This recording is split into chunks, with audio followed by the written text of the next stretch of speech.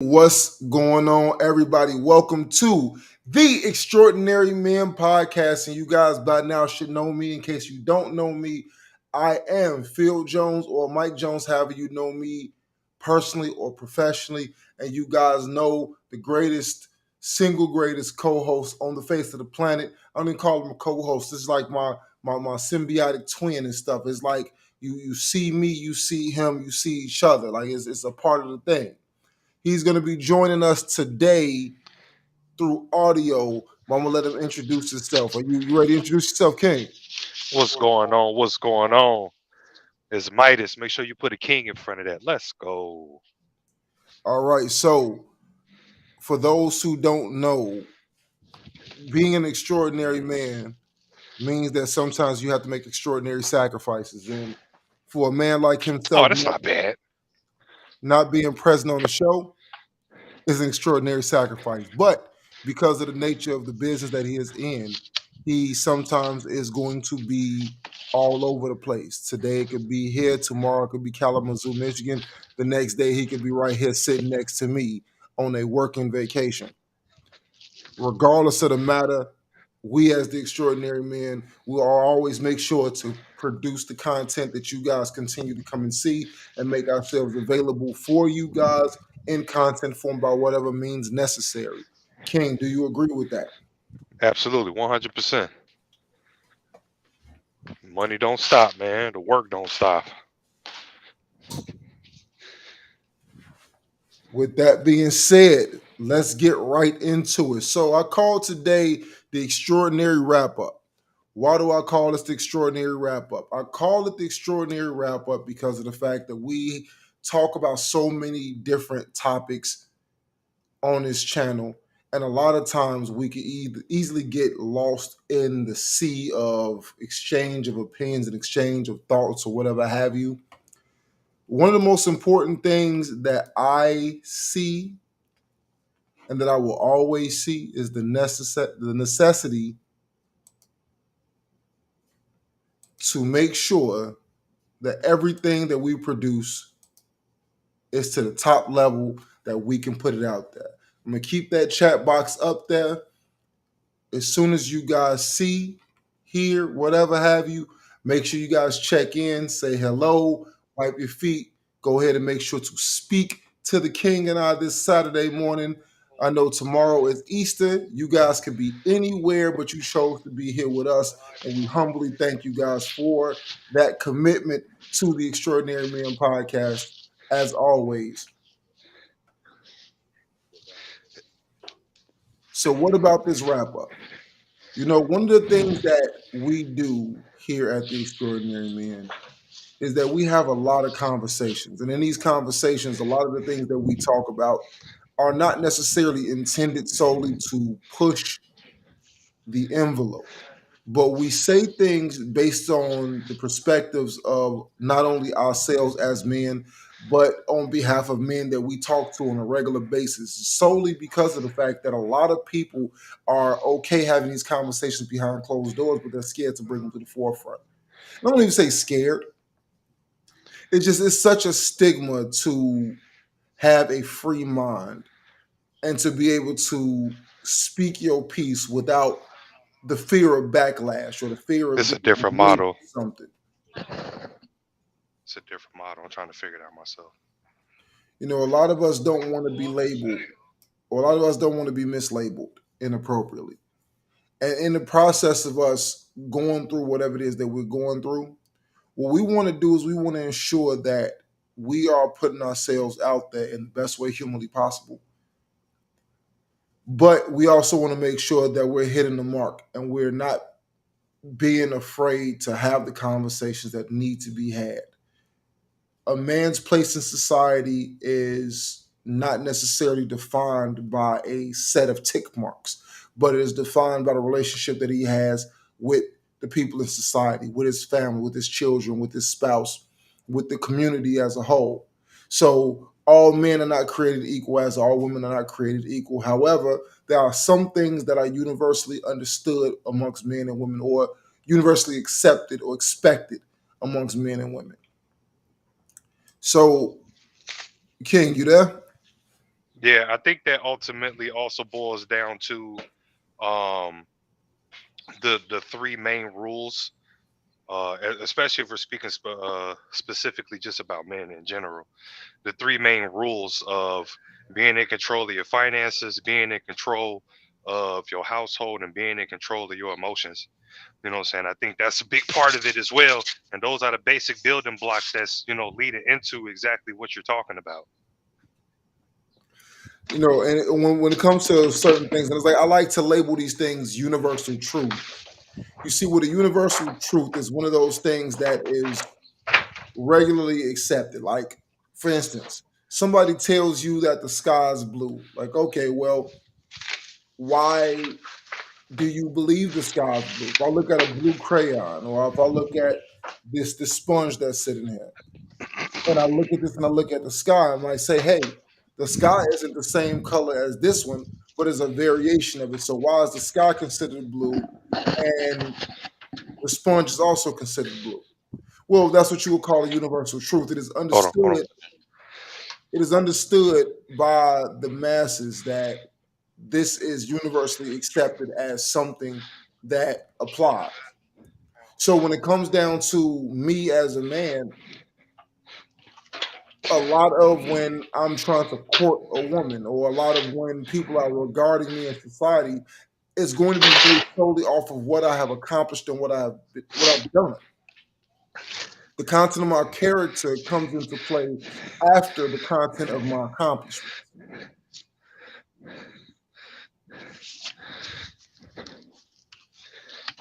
Hey, Mike, is mute in between. I got you. All right. Good morning, relentless Mikey. Good morning. Good morning. Good morning. The summary of my accomplishments will always come before the summary of my character. That some people will look at somebody who's a complete jerk, but first thing that they're regarding for is his accolades and what he's done.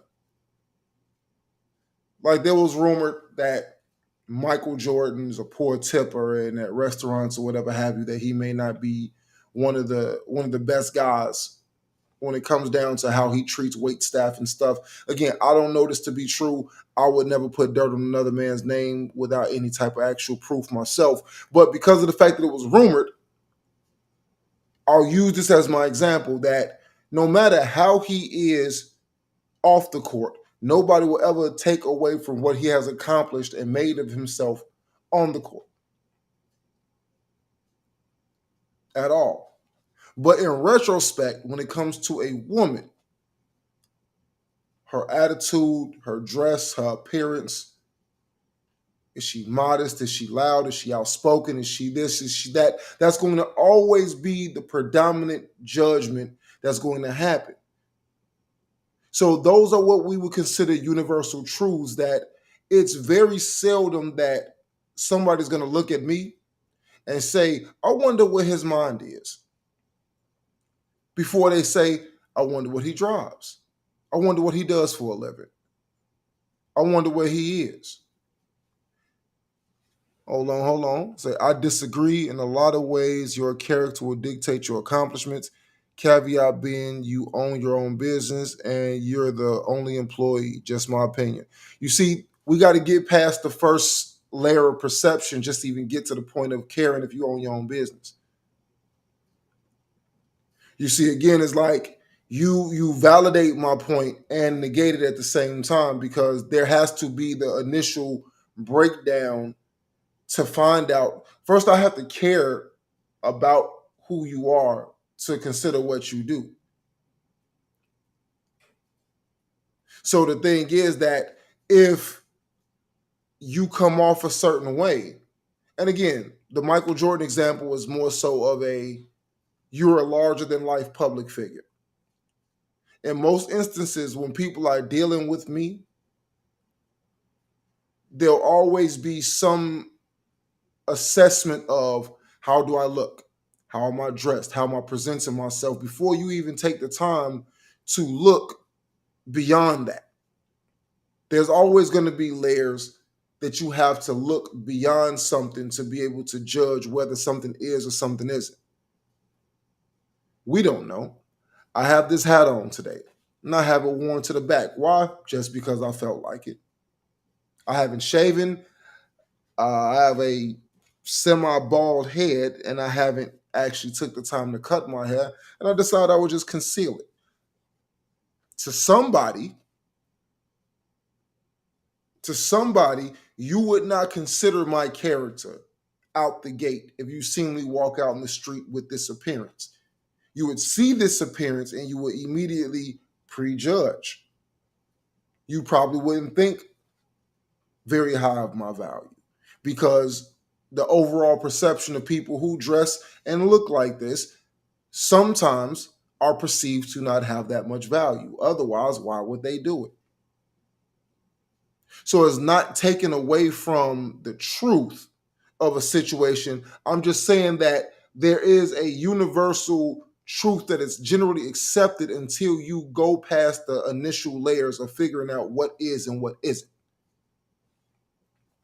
See, but you look at someone like Terrell Owens, and he accomplished a lot, but it fell short because his character is questionable, so opportunities disappeared. Okay, I like that. I like that. You look at somebody like Terrell Owens and you look at his opportunities and the things that slipped through. I do think that there's a such thing as a weighted scale. That when you look at certain things, right, there are certain sacred cows in society that you cannot openly criticize certain groups because they're considered a protected class in the minds of others.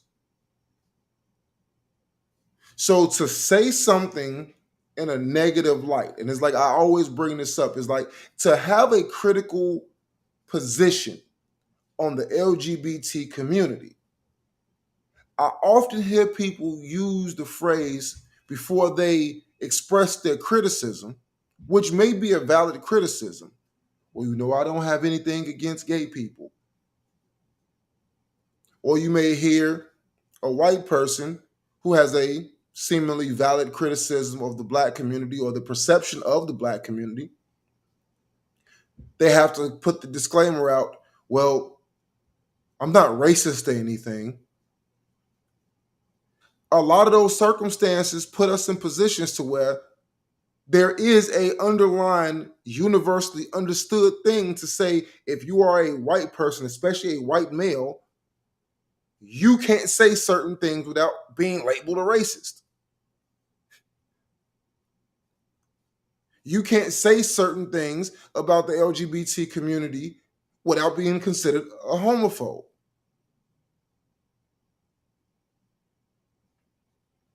However, and again, we're talking about universal understood things. We're not talking about anything deeper than face value.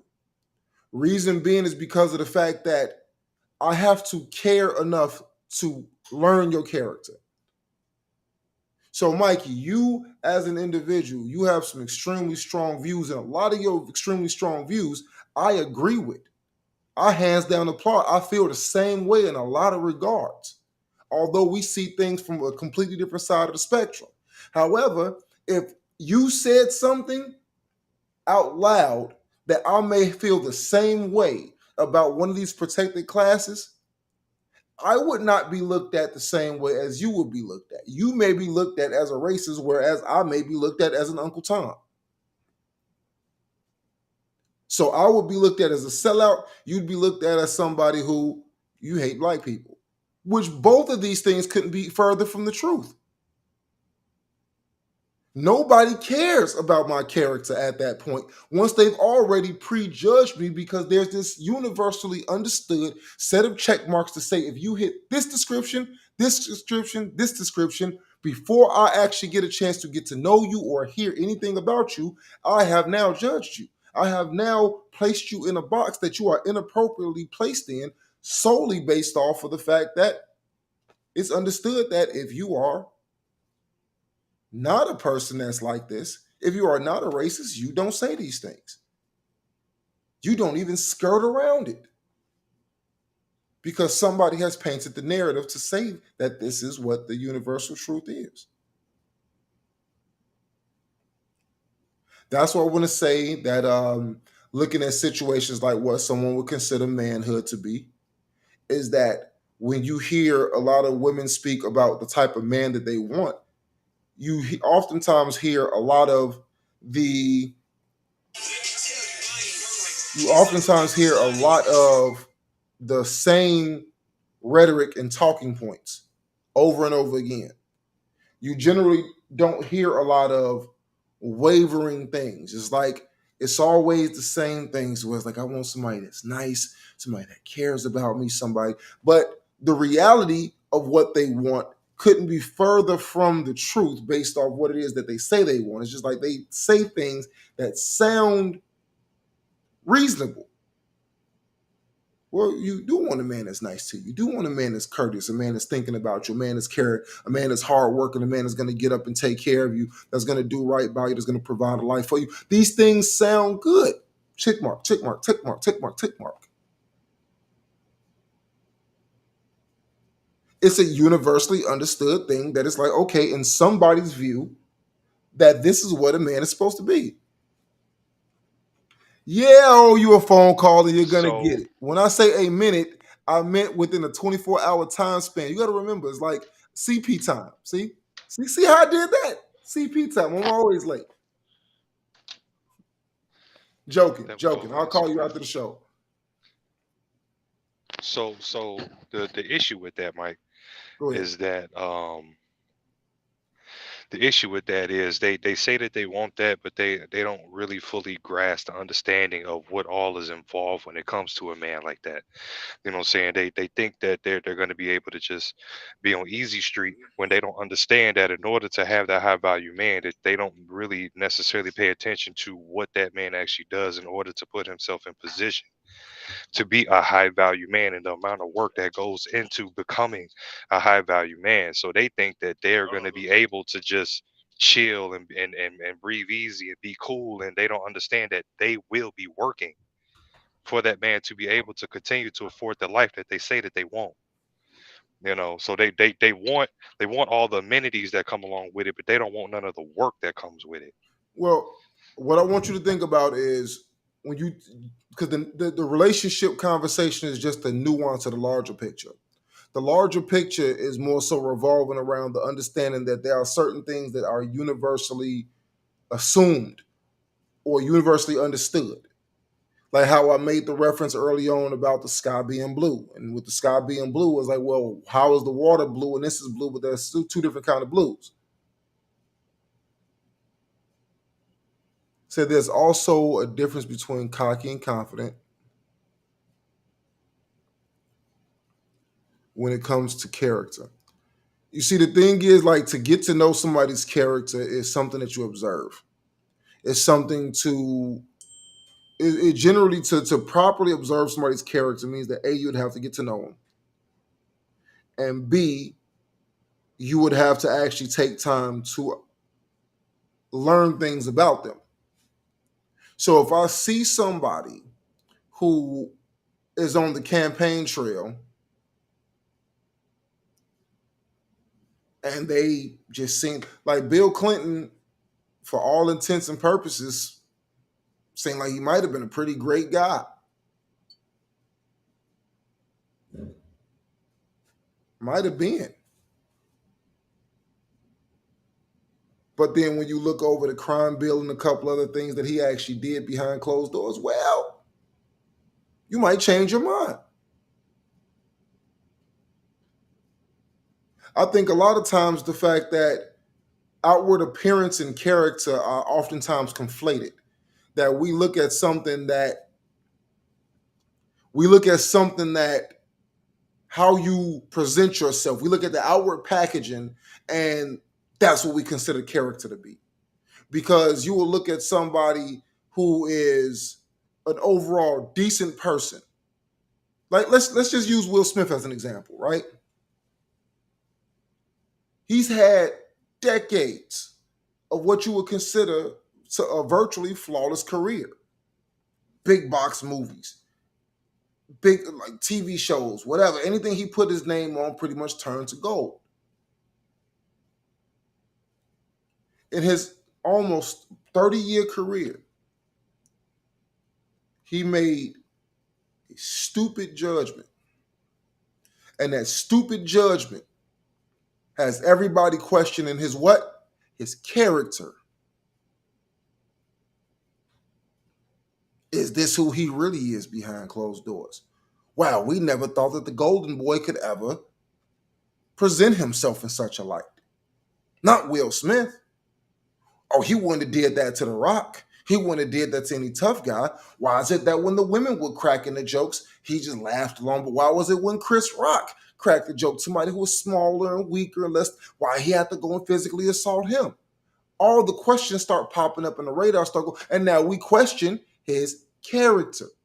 But prior to that moment, nobody had anything to say about Will Smith's character. Because the outer packaging that he gave us to present was flawless. But now when you crack the nut and you see inside, and oh my God, he's a human. He's a real man with real emotions, real feelings, and real flaws. Oh, his character is now in question. But then we spin the block, and this is no race, no nothing. I don't want anybody to misconstrue what I'm about to say. You take somebody like Donald Trump, who has always been mud his whole life. He was the coolest man in hip hop. He was the coolest man in fashion. He was the coolest man everywhere. He was in Sex and the City. He was in The Apprentice. He was all over the place for decades. But the second that he put Republican behind his name,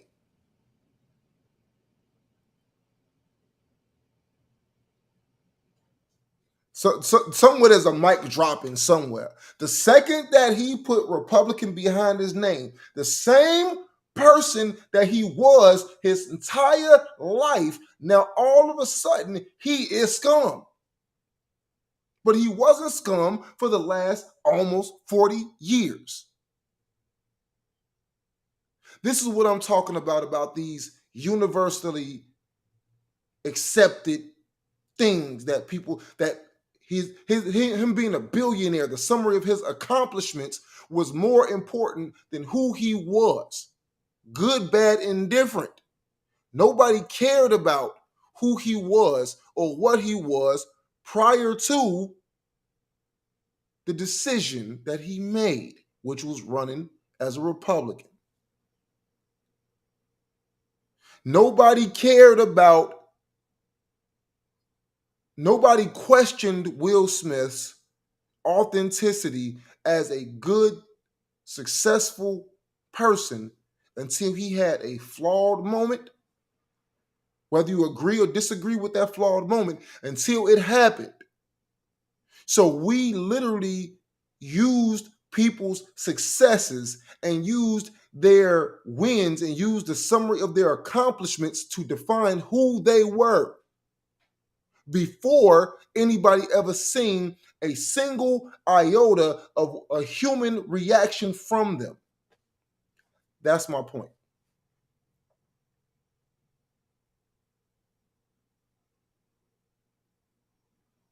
Let me get into these comments. See, but here's the issue early in his career, too, before he had got an image professional. Let's go, Brandon. But I'm more of a centric personally. Integrity is what you do when no one is watching. Integrity defines character. And integrity is invisible to everybody. Integrity is not public knowledge until something happens that makes it public knowledge. Charlie Sheen was Charlie Sheen. Charlie Sheen was Charlie Sheen. He was doing what he was doing forever. But you know what happens? The second that Charlie Sheen came out with those rumors that he only the allegations or whatever that he gave these women this sexually transmitted disease, never stopped his career. Didn't stop one beat. Nothing. He went on a whole little speaking tour and everything. Nothing. Nothing at all. Because it was scum being scum. It was scum doing what scum does. So you can't get mad at scum for doing what scum does because he's never portrayed himself as a good guy. So there was no ambiguity that Charlie Sheen would do a thing like this. So there's no surprise in the public eye. So that's why they moved on from it. And he didn't get publicly crucified like these other guys with these clean images. Sorry, guys. Hold on 1 second, please.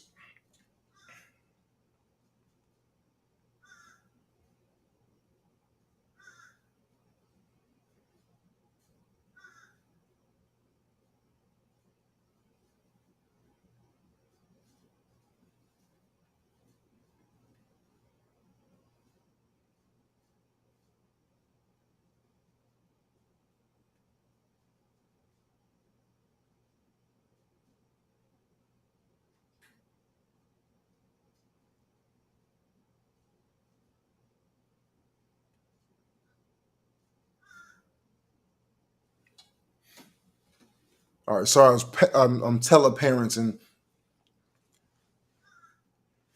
Sorry. It's hot underneath here. All right. I ain't trying to be cool no more. I'm going back to my old man.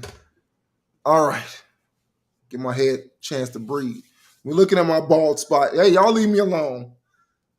That's who I am behind closed doors. It's my integrity. No, seriously though, with all honesty,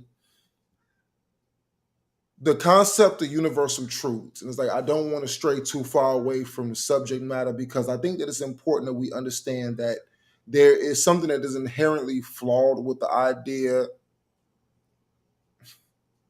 There's something inherently flawed with the idea that people can judge something based off of how it has made itself look. When we have a lot of these conversations here at the Extraordinary Men podcast, this is the reason why we're having these conversations is because of the fact that in order to break barriers of any kind, you have to be willing to really observe and assess a situation, deal with it for what it is rather than how it appears. So when it comes down to relationships, when it comes down to the flaws that happen between communication between women and men, when it comes down to how we deal with each other in society, when it comes down to the more alpha and the more beta of any species, when it comes down to the fact that we are a pseudo civilized nation, when it comes down to world economy, when it comes down to politics, religion, whatever you want to talk about, there's always layers to it to be considered when it comes to how you interact with the next person. I remember I was talking to somebody and she was just holier than thou Christian. And I asked her, what do you consider a person who is a non-Christian? The first thing she said out of her mouth was that they were a devil worshiper. And I was like, how do you go from Christian to devil worshiper? Like, I'm not exactly certain how you make that correlation. According to her, if it's not in the word, in the will and testament of Jesus Christ, then it is all. It's all devil worship. It's all pagan. It's all. And I was like, okay, well, I asked, have you ever actually heard? I'm sorry. One moment, please.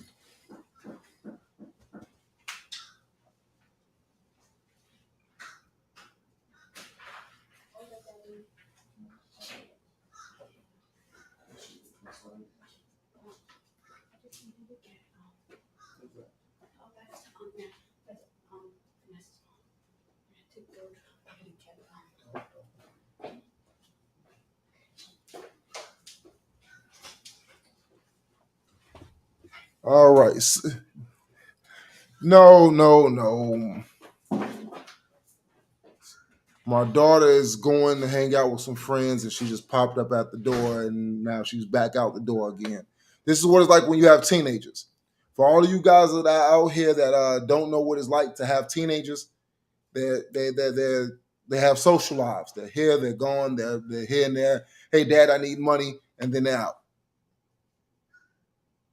Hey, Dad, I need money, and I'm out. That's it. That's the gist of it.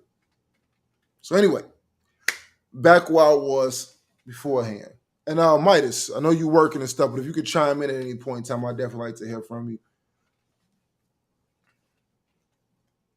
I think that we're at a place to where we need to really start having the necessary conversations regarding what we think and what we feel and learn how to separate them from what is and what isn't true.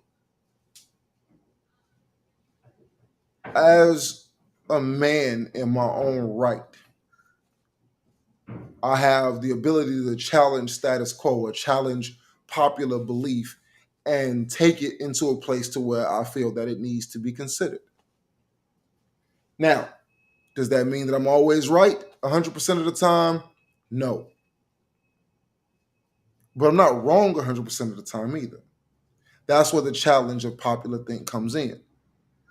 Understanding that if there was a such thing as a universal truth, someone would have it already. If there was a such thing as a truth that is the only truth that is available, somebody would already have it.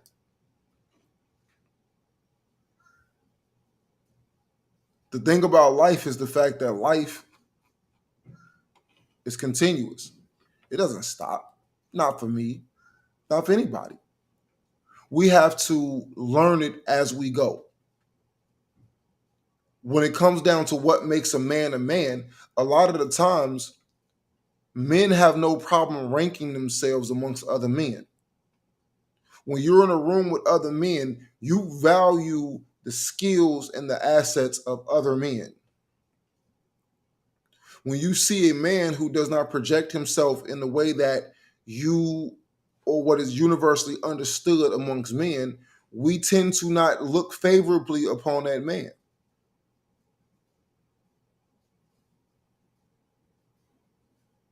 Deny it. Go ahead. Let's pretend. Let's pretend like the drunken idiot that beats his wife gets the same respect as the man that's the devout Christian that goes to church every Sunday, that's part of that coaches little league, and that makes sure that he's there for his kids and the community's kids. Let's say that he gets the same respect. We all know that that's not true. Let's all say that the guy that's the blowhard, the guy that loves to tell everybody about how great his life is in comparison to everybody else's life, that likes to talk down to everybody else because he made this decision, that decision. Oh, well, if you guys would have did this with your 401k instead of this, then you guys would be in a better situation in life. Let's say that that guy gets the same respect as the person that's always willing to give a leg up and give a hand to his peers. We can't. We can't. We never can and we never will say that these guys get the same level of respect. They don't. It's not possible.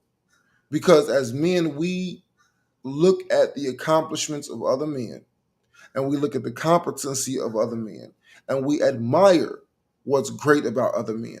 We oftentimes want to emulate what's great about other men. When we see a characteristic that we admire, we oftentimes want to find a way to emulate that thing. When we see somebody who clearly has figured out a way to do it better, we want to learn how to do it better. But then we also are competitive at nature, to where it's like, I want to be better than that. If that's the bar, I want to see if I can take it to the next level. How can I do that thing and elevate it? That's how a lot of us think. I feel that when it comes down to the concept of universal understandings, that it is highly important that people are not in denial of these universal understandings. You cannot be in denial about these things. You cannot be in denial that as a man, there are certain things that are expected of you as a man. That no matter what type of situation you're in, I don't see a man that I don't see very many women who have all the provision and means saying that she wants a man that can't lead, can't provide provision, and can't protect. I don't see women lining up in droves to say, I want the weak one. Yeah, give me the emotionally unstable one. Oh man, that broke one right there, the one that's standing on the bus stop. Oh man, now, let me go to the bar and go find somebody with no ambition that lives at home with his mother. I That's and, the and and golden I ticket. would agree with you, Mike. And I would agree with you, Mike. But their actions say otherwise because I said I women in droves. By and large, the vast majority of women are not seeking these men.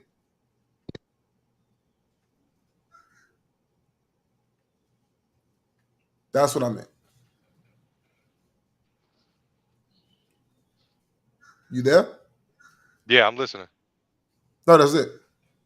Oh, okay. Um, as far as I caught a little bit of what you were saying about saying emulating, looking up to other men and things of that nature. Do you think that's a problem? Do you see? Mm-mm, not at all. Absolutely not. The greatest form of flattery is imitation, emulation.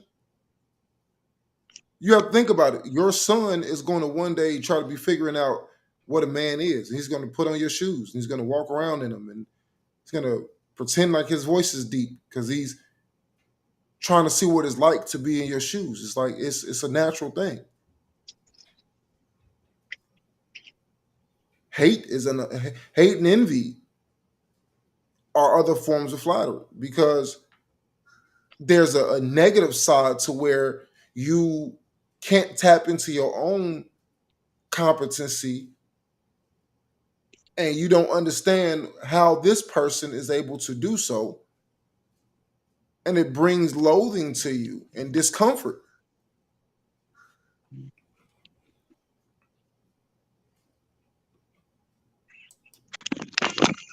But that doesn't, so to me it's like when I look at these situations, I look at them from a realistic point of view of understanding that there's somebody that is better than you at something. And there's some in some arena, you may be the best there is at what you're doing.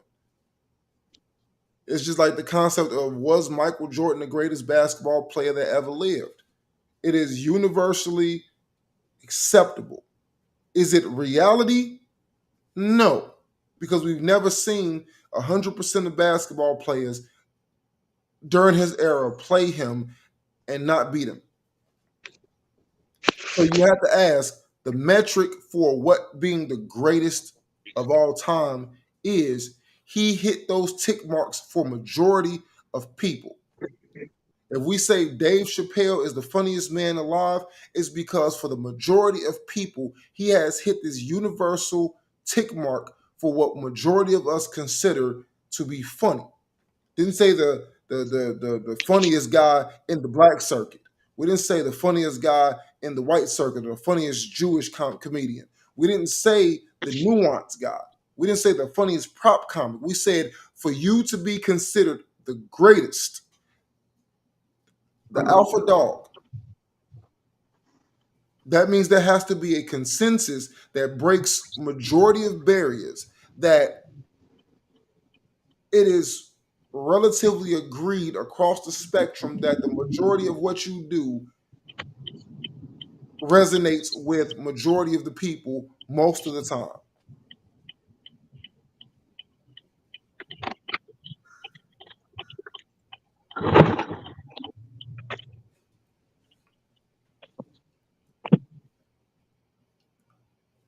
So that's what I mean in that instance, as far as when you look at certain situations, it's like it's not that difficult to really wrap your mind around the fact that we don't always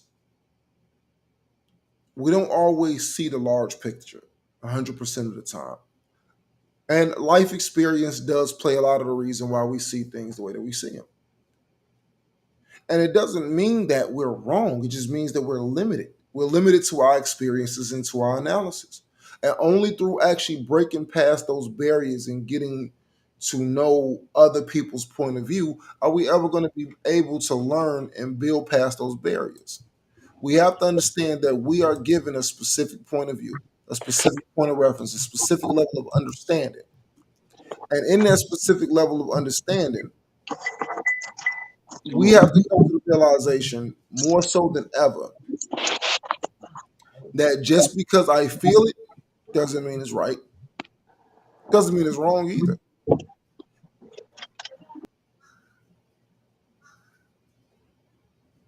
It doesn't mean that there was ever anything bad about you to begin with. It just means that your analysis is a culmination based on your experience level in any particular area.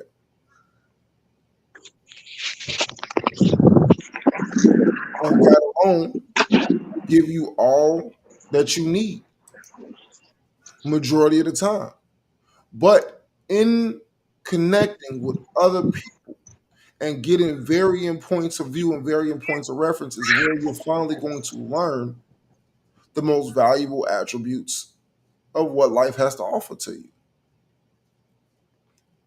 That's where the appreciation for other people's level of competency and other people's level of confidence in certain fields and other people's skill sets. That's where these things come into play.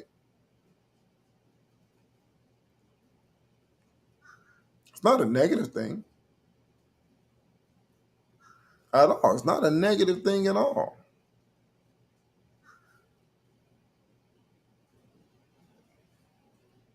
I think the most negative thing that somebody can do is deprive themselves of an opportunity to learn from somebody else.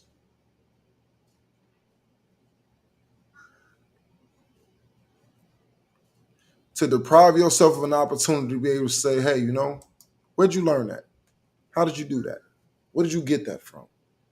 Hey, man, I really, really think that you're great at what you do, and I'd like to learn how to do that. Hey, man, you drive my dream car, man. I got to picture that car on my wall, and here you are in real life driving a car that I dreamed about. Like you actually own it. What do you do for a living, if you don't mind me asking? How did you get there? What were the steps that you took? Can I get your number and pick your brain, or get an email from you, or get some form of contact from you, so I can pick your brain and kind of learn a little bit from you? Because clearly, what I'm doing hasn't gotten me the result yet, and maybe I'm not far off, but maybe there's something that you could show me that I didn't know before.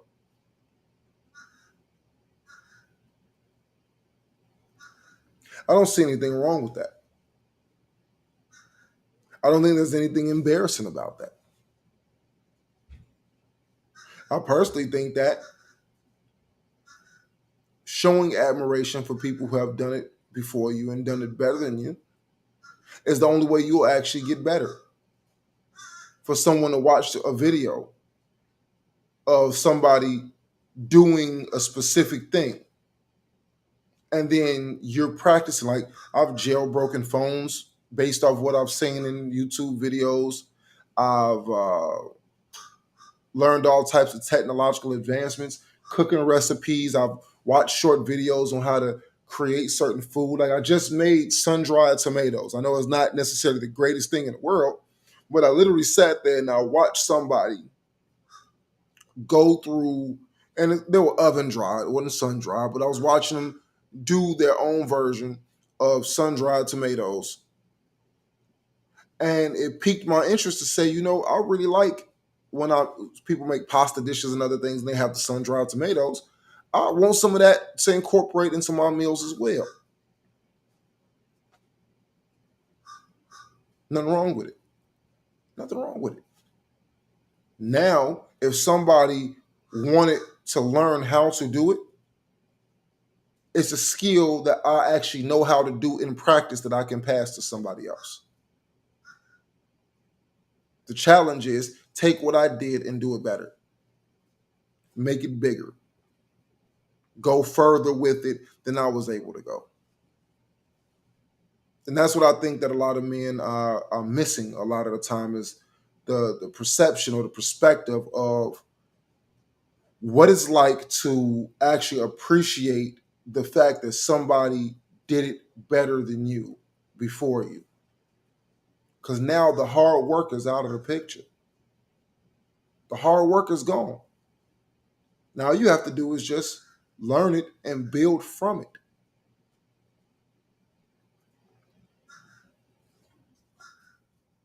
Think about it. The and one mixtapes with basketball, Allen Iverson, the crossover, fancy ball handling skills to be able to get past and blow past your opponent on the court.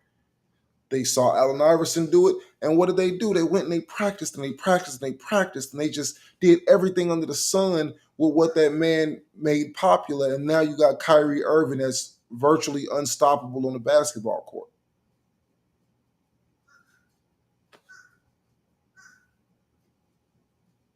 So I don't know. All right. You got something you want to add, Midas?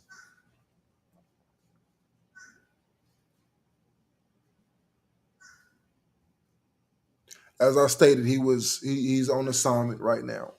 So we pops in as he can to deliberate and to give his piece on the subject matter. Ladies and gentlemen, we're gonna go ahead and close it out here at 11:50 a.m.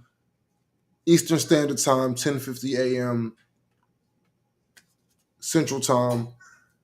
As you guys know, I am your host, Phil Jones, Mike Jones, however you know me personally or professionally. And you guys know the co-hostess with the mostest most of the time, no, all of the time. His name is Midas. And don't forget to put the king in the front. Let's go. I didn't say that the way he said it. That's probably a little bit lame. But the point is, he's the greatest. Never forget it. Ladies and gentlemen, that is Extraordinary Men wrap up for this week. Make sure you guys subscribe to the channel, placing the QR code up there so everybody can see it. Make sure that when you guys get a free moment, you guys go and you scan this QR code, take you directly to our YouTube space. If you have not subscribed already, this is your invitation officially to subscribe to the Extraordinary Men. Check out all of our content, be a part of our latest content.